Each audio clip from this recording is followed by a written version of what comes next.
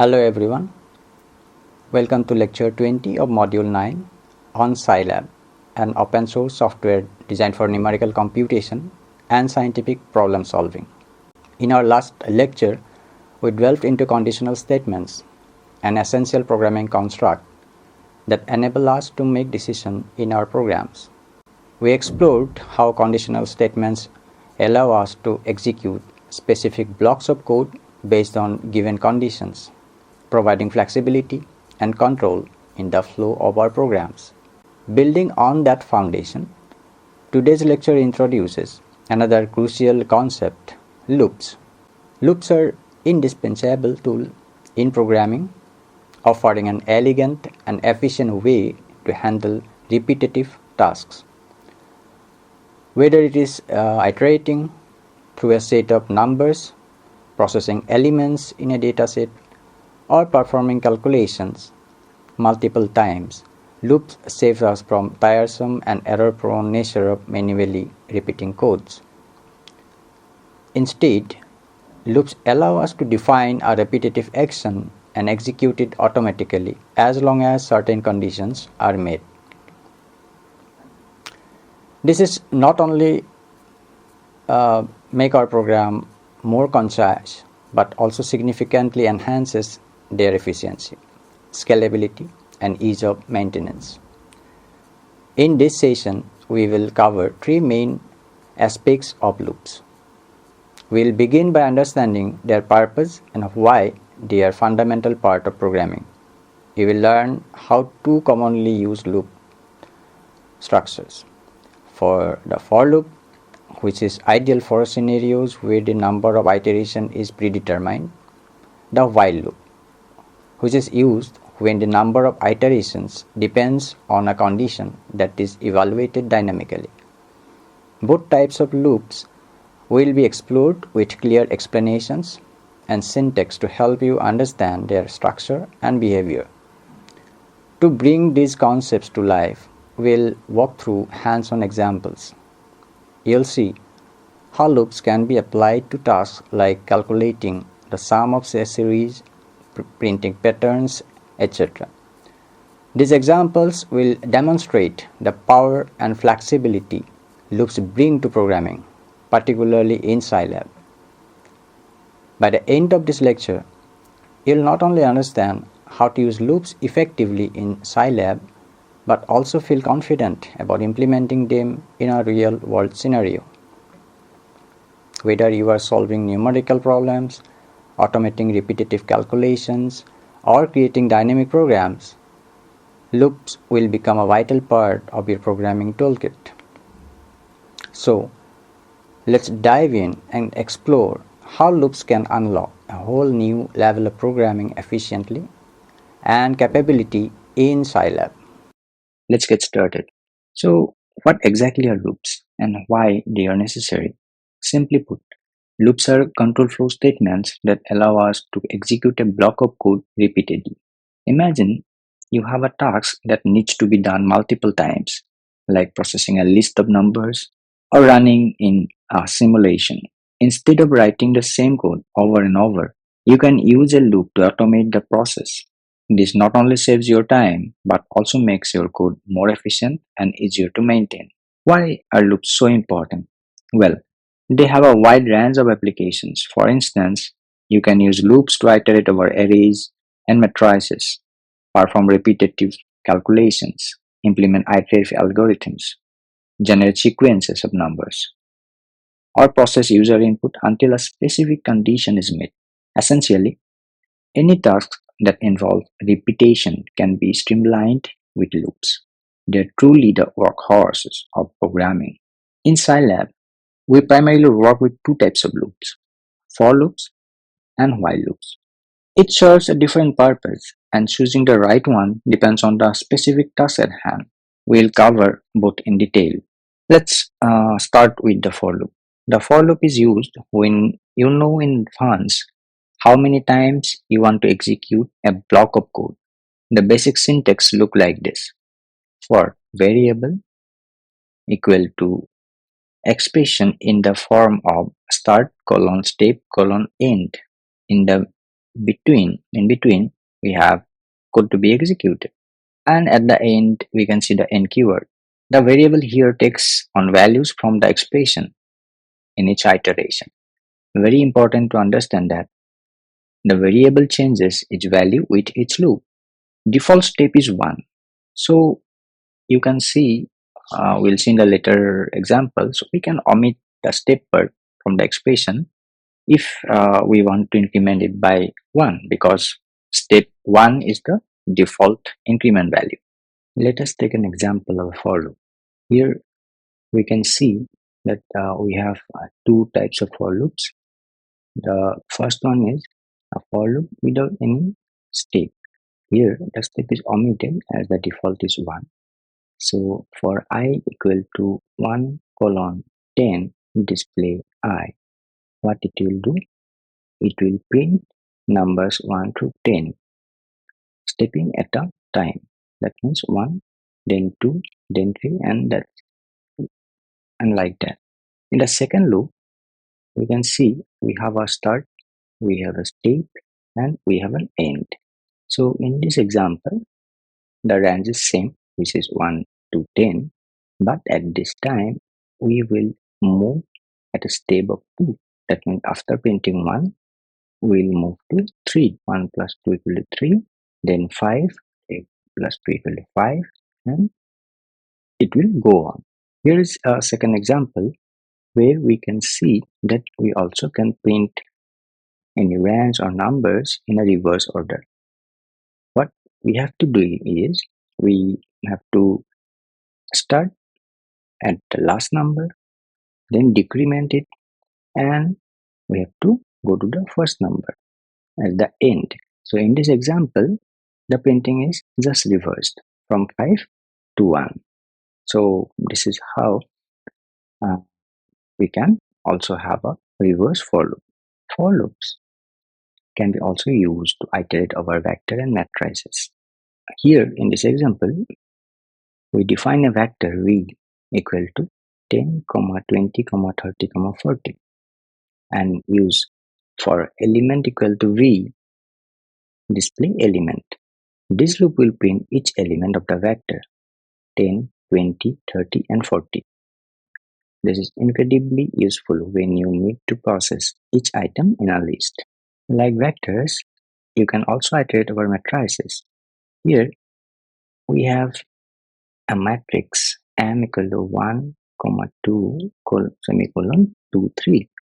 To iterate by columns, we directly assign values in m to a variable call, call. To iterate by rows, we transpose it to m by giving a single quote over m.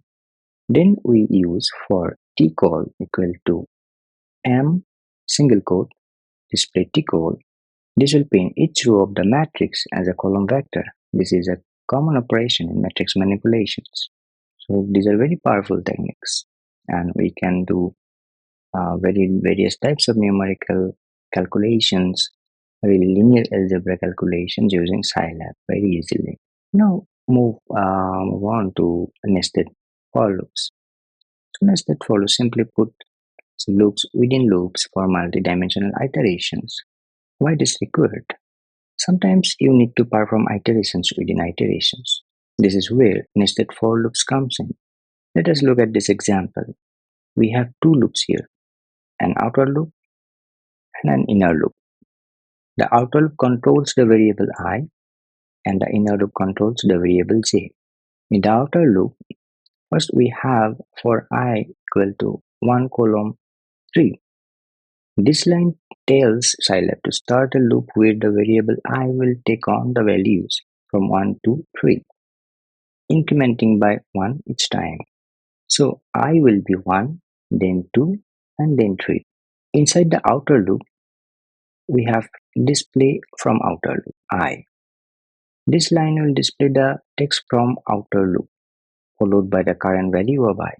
This helps us to see which iteration of the outer loop we are in.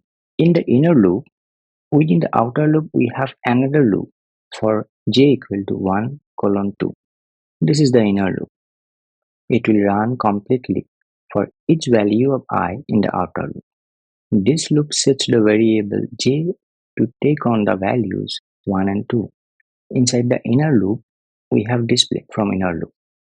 And these lines are sprints from inner loop to the console, showing that we are now within the inner loop. Next, we have display j. This line displays the current value of j as a column vector. So when j is 1, it will display 1 as a column, and when j is 2, it will display 2 as a column.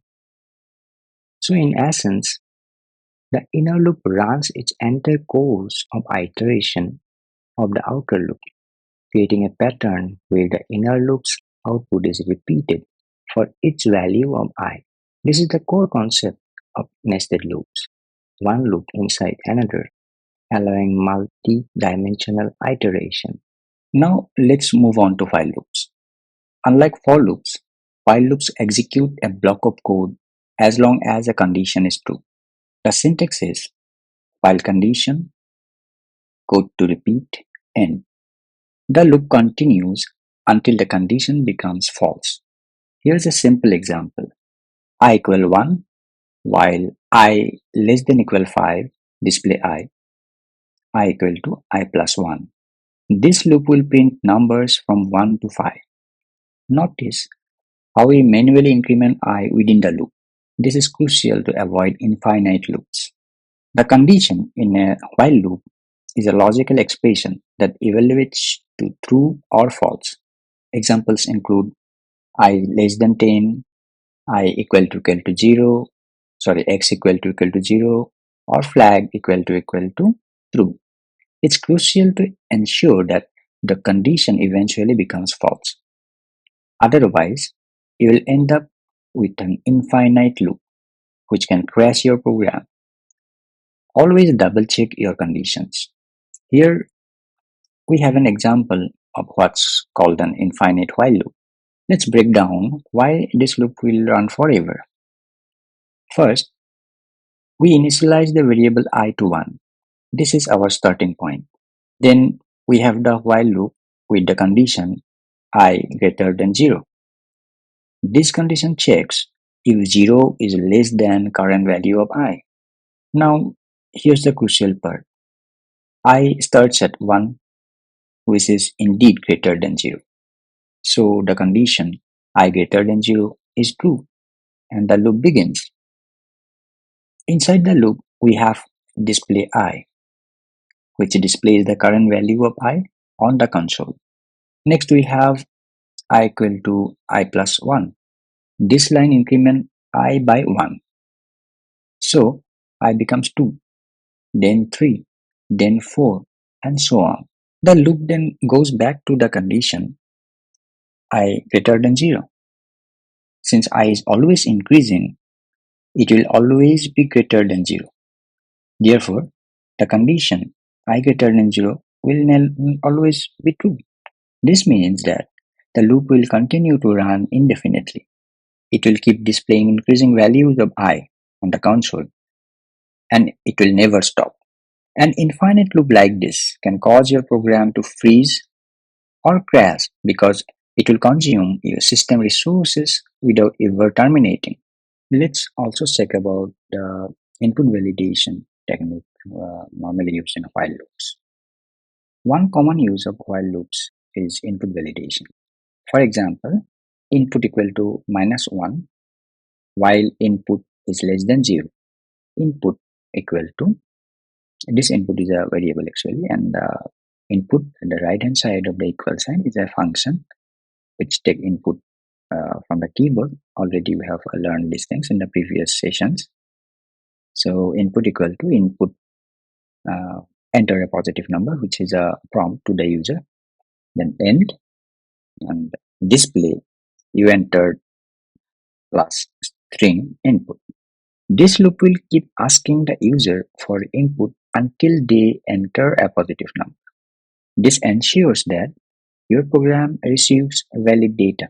So this is a typical example of actually another example of use of while loop when we actually try to validate user inputs in our program to get the required input. Only then we'll do something. Otherwise, we'll just keep asking the input for the input to the user.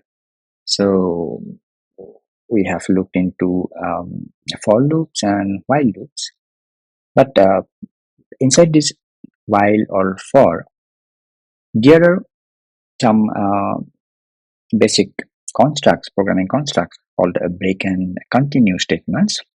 And now we'll move to these two statements to look into how they are being used inside for a while loop. Let's first talk about the break statement. This break statement or continue statement, these are powerful tools for controlling the flow of your loops. The break statement terminates the loop immediately. This is useful when you need to exit the loop prematurely based on a specific condition. Here is an example. In the screenshot, you can see there is an example for loop for I equal to I colon 10. If I equal 5, break, and display end. This loop will print numbers from 1 to 4 and then exit when I reaches 5. This allows you to stop the loop when a certain condition is met.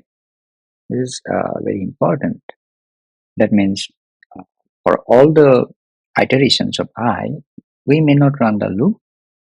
I may break it out. I may break out the loop, or we can exit from the loop depending upon if certain condition is met in an intermediate state. The second statement, continue, it's somewhat different than the break statement. The continue statement, on the other hand, skips the current iteration and proceeds to the next one. This is useful when you want to bypass certain iterations based on a condition. Here is another example involving continue statement. For I equal to 1 to 5, if I equal to 3, continue, end, display I, end. This loop, actually what it will do, it will print 1, 2, 4 and 5, skipping 3. This allows you to selectively skip iterations. As we have seen, for loop, while loop, break and continue statement, let's put everything we have learned into practice with some real-world examples. I will demonstrate how to use for and while loops, along with break and continue to solve common programming tasks. So let's move to the first example. Sum of array elements using for loop. Let's start with a practical example using a for loop, calculating the sum of elements in an array. First, we initialize an array called ARR with the values 1, 2, 3, 4, 5. This array represents our dataset, and we want to find the total sum of its elements. Next, we initialize a variable called sum to 0. This variable will store the cumulative sum as we iterate through the array. Now, we use a for loop. For element equal to ARR, this loop iterates to each element in the ARR array. In each iteration, the variable element takes on the value of the current array element. Inside the loop, we have sum equal to sum plus element. This line adds the current value of element to the sum variable. So, in the first iteration, sum becomes 0 plus 1 equal to 1. In the second iteration, sum becomes 1 plus 2 equal to 3, and so on. After the loop finishes iterating through all the elements, the sum variable will hold the total sum of the array. Finally, we use display sum plus string sum to display the final sum on the console. The string sum, this part converts the numerical value of sum into a string so that it can be concatenated with the text sum. When we run this code, the output will be sum 15, as we can see in the console left to the program. This is the sum of the elements in the array 1, 2, 3, 4, 5. This example illustrates how for loops are used to iterate through arrays and perform cumulative operations, which is a common task in data analysis and processing. Now let's move to the second example, factorial calculation using while loop. Here in this example, we will look into how factorials can be calculated, factorials of a number using a while loop. We start by initializing the variable n to 5. This is the number for which we want to calculate the factorial. Next, we initialize the variable factorial to 1. This variable will store the calculated factorial. We initialize it to 1 because multiplying by 1 doesn't change the value. Then we have the while loop while n is greater than 0. This loop continues as long as n is greater than 0. Inside the loop, we have factorial equal to factorial star n. We already know star represents multiplication in Scilab. This line multiplies the current value of factorial by the current value of n. So in the first iteration, factorial becomes 1 into 5 equal to 5. In the next iteration, factorial becomes 5 into 4 equal to 20, and so on. We also have n equal to n minus 1. This line decrements n by 1 in each iteration. This ensures that the loop eventually terminates when n becomes 0.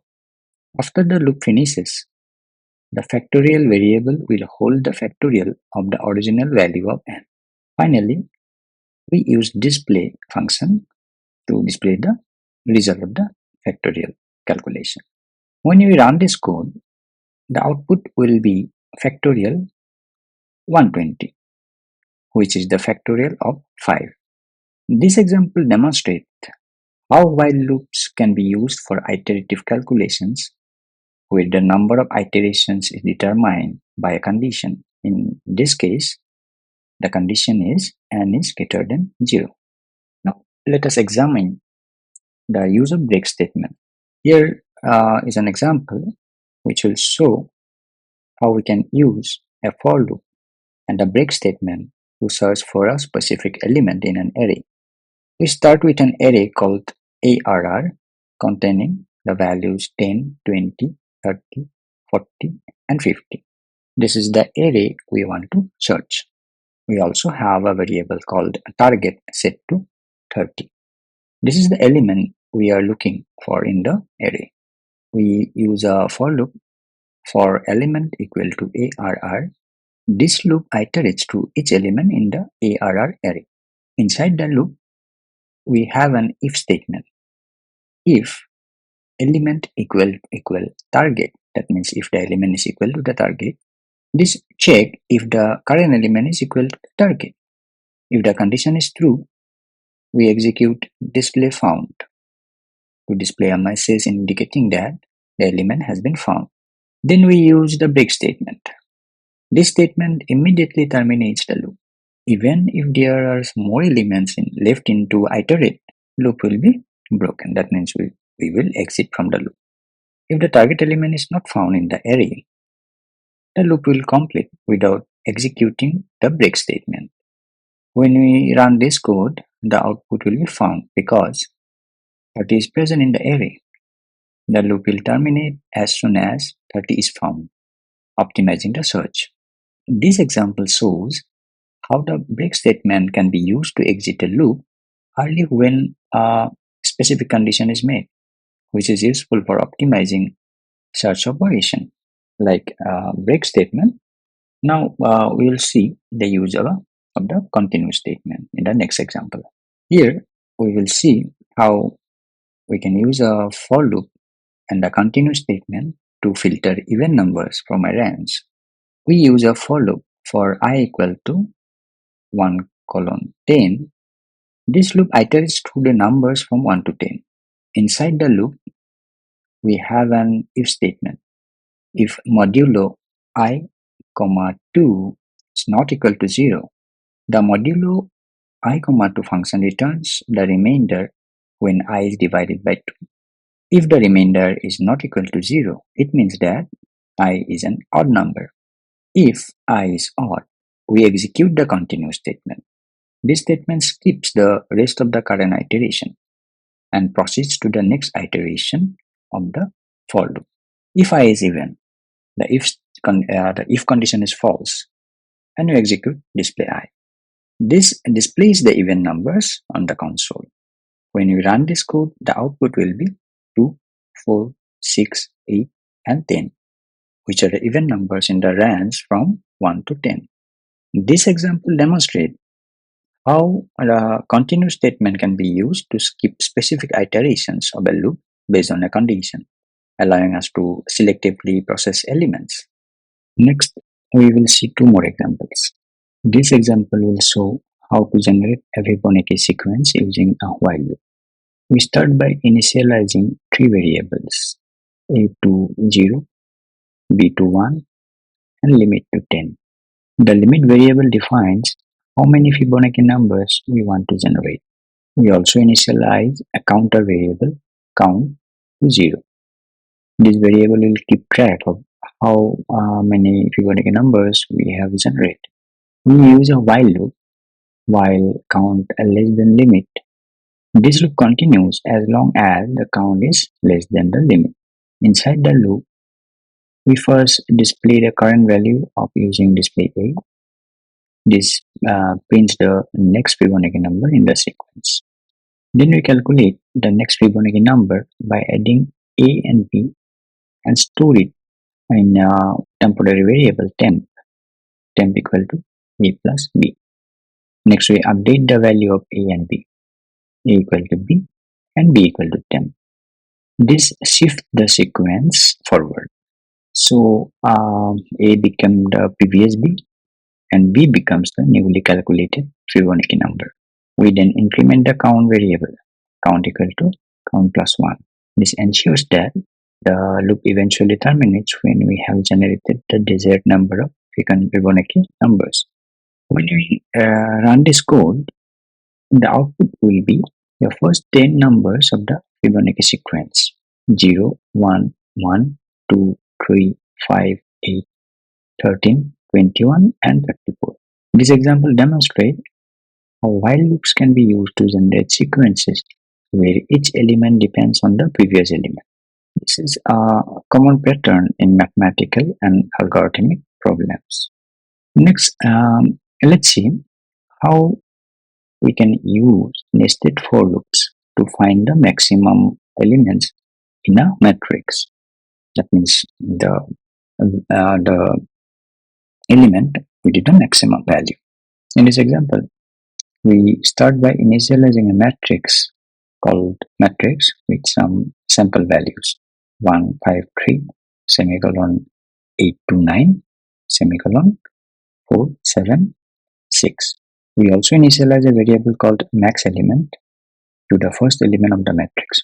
Max element equal to matrix 1, 1. This variable will store the maximum element found so far. We use a nested for loop to iterate through each element of the matrix. The outer loop iterates through the rows and the inner loop iterates through the columns. The outer loop is defined by for I equal to 1 colon size matrix comma 1. Size matrix comma 1 returns the number of rows in the matrix. The inner loop is defined by for j equal to 1 colon size matrix comma 2. Size matrix comma 2 returns the number of columns in the matrix. Inside the inner loop, we have an if statement. If matrix ij is greater than max element, this checks if the current element matrix ij is greater than the current max element. If the condition is true, we update the max element. Max element equal to matrix I comma j. After the nested loop has finished iterating through all the elements of the matrix, the max element variable will hold the maximum element found. Finally, we use display maximum element. It will display the maximum element on the console. When we run this code, the output will be maximum element 9, which is true.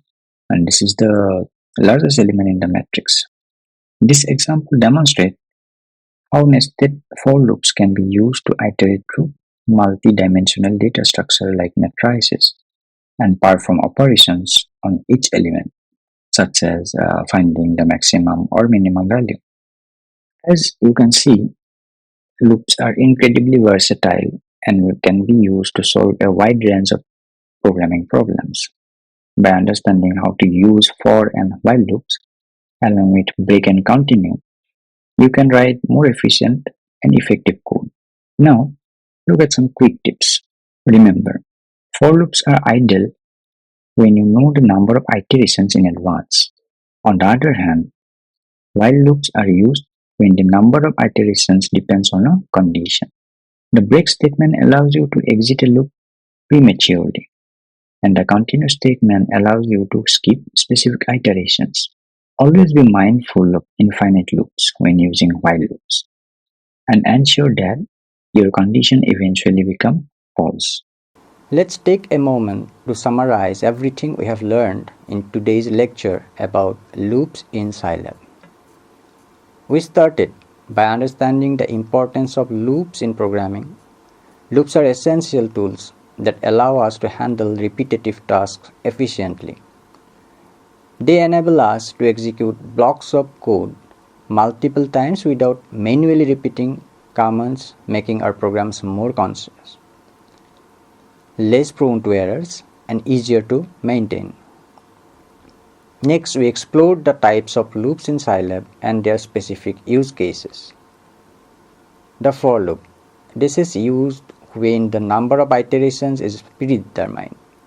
It's particularly useful for tasks like iterating through arrays, calculating series, or processing elements in a list. We saw how its structured approach simplifies repetitive tasks, especially when dealing with numerical or indexed data. The while loop is used when the number of iterations depends on a condition that is checked dynamically. It's ideal for scenarios where you don't know beforehand how many times the loop will need to run, such as waiting for a certain threshold to be reached or processing data until a specific condition is met. We also emphasized the importance of loop control mechanism. Conditional checks play a critical role in preventing infinite loops and ensuring proper termination.